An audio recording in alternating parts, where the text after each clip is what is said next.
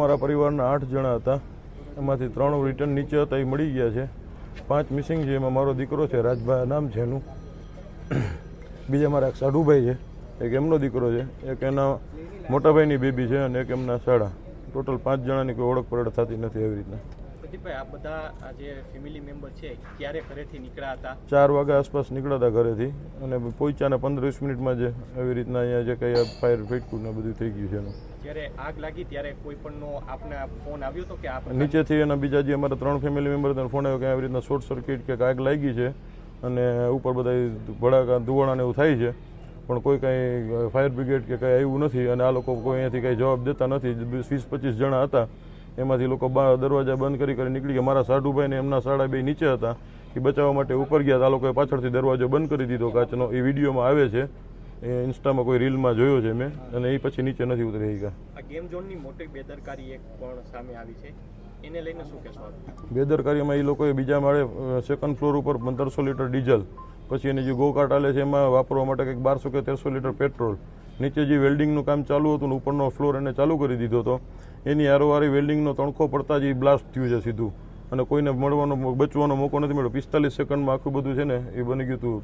બીજું 4 વર્ષથી કોઈ એની ફાયર એનઓસી નથી એકઈ જાતની, અને 99 રૂપિયાની લોકોએ સ્કીમ રાખી હતી તે દિવસ. તો 99 રૂપિયાની સ્કીમ માટે જેની જરૂરિયાત છે એનાથી ડબલ પબ્લિક અંદર હતું.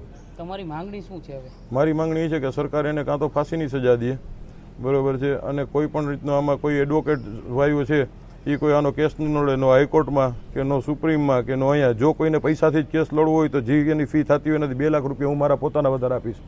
બીજું મારે કોઈ સરકારી સહાય જોતી નથી. મીડિયાની હાજરીમાં મને જે સરકારી સહાય મળશે, જેને જરૂરિયાત છે એનું આપી દઈશ. બીજું, જો આ લોકો એકઈ જાતની એને સજા પડી કે એ લોકોને ફાંસીની કે 100 કોઈ પણ એને સજા પડી, સજા પહેલાં જો એના જામીન મંજૂર થયા તો હું બધાને મારી નાખીશ. મારે આગળ પાછળ કાંઈ છે નહીં. હવે હતું એ મારું વયું ગયું છે.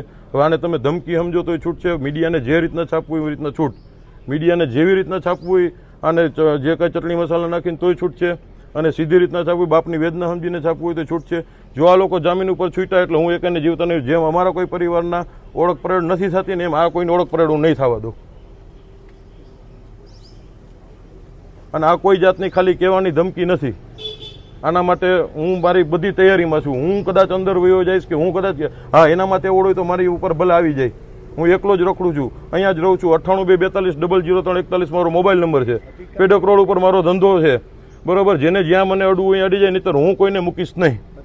તમારા પરિવારમાંથી કેટલા સભ્યો ત્યાં ગયા હતા? કેટલા? 8 જણા ગયા હતા, એમાં મળી આવ્યા? 8 ગયા હતા, એમાંથી 5 મિસિંગ છે, 3 મળી આવ્યા છે. અધિકારીઓ મારે કોઈ અધિકારી યારે કોઈ લેવાનું. હું સરકારને એટલું કહેવા માંગુ છું કે આ લોકોને કડકમાં કડક સજા થવી જોઈએ. નહીતર આ લોકો દર વખતે આવી રીતના એક દી મોરબીની પુલની ઘટના બને છે, એક દી બોટ ઊંધી વળી જાય છે, એક દી એવી રીતના ફાયર વળી જાય તો કોઈના દીકરા છે, કોઈના છોકરા છે, કોઈનું ફેમિલી છે, 5-5 જણા વયા જાય છે, છતાં એવી કઈ વસ્તુનું એક્શન લેવાતું નથી. અને હવે સરકાર એક્શન ન લે તો હવે પબ્લિક એક્શન લેશે. હું તમને લઈને દેખાડીશ. જો એના જામીન મંજૂર થાય, બરોબર છે, અને નો હું પૂરા કરી દઉં તો હું મારા બાપના પેટનો નહીં. તમારે જ્યાં છાપવું હોય જેવી રીતના છાપવું, અને ધમકી સમજો તો છૂટ છે, અને વેદના સમજો તો છૂટ છે. હું કોઈને મૂકીશ નહીં જો આમાંથી કોઈ જામીન ઉપર છૂટ્યા તો.